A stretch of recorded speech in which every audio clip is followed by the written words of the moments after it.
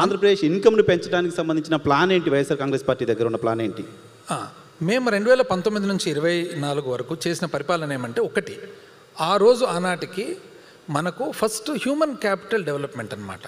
మనకు వ్యవస్థీకరణ జరిగిన తర్వాత ప్రధానంగా వ్యవసాయం మీద ఆధారపడిన రాష్ట్రంలో పిల్లలందరూ కూడా వెరీ సూన్ క్విక్గా వీళ్ళను చదువుల్లో ఎడ్యుకేషన్లో డెవలప్ చేసి వీళ్ళను ఏదో ఒక రూపంలో ఎంప్లాయ్మెంట్ ద్వారా పోవాలనే ఉద్దేశంతోనే మనం వివిధ ప్రోగ్రామ్స్ టేకప్ చేయడం.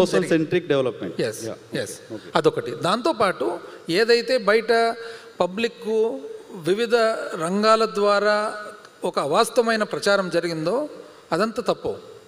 నిజం చెప్పాలంటే, ఒకవేళ ఇండస్ట్రియల్ డెవలప్మెంట్ కానీ, ఒకవేళ ఇండస్ట్రియల్ ఎస్టేట్స్ కానీ, స్కిల్ డెవలప్మెంట్ కానీ, ఎడ్యుకేషన్ కానీ, మనం చేసిన ఇన్వెస్ట్మెంట్ పెట్టుబడి ఏదైతే స్కూల్స్ మీద కానీ, విద్య మీద, వైద్యం మీద ఏది చూసినా కూడా ఇవన్నీ కూడా వెరీ క్విక్ రూట్, చాలా ఫాస్ట్గా మనం డెవలప్ అయ్యేదానికి, ఆ డెవలప్మెంట్ ద్వారా మనకు సర్వీస్ సెక్టర్ కానీ మ్యానుఫ్యాక్చరింగ్ సెక్టర్ కానీ డెవలప్ అయ్యేదానికి పునాది వేయడం జరిగిందనమాట.